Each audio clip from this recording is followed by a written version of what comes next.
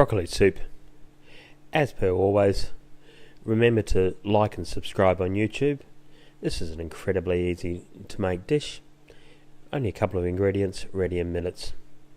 Chop up your onion and your garlic. Roughly chop up your broccoli.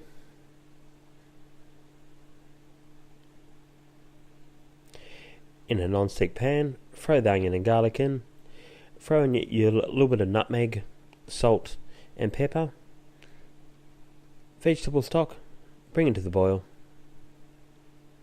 Once it's at a rolling boil, throw in all your broccoli, and then when it comes up to the boil again, put in your rocket and your spinach right after you put in your almond milk.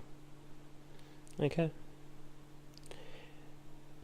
And you remove it from the heat once you put the rocket and the spinach in there.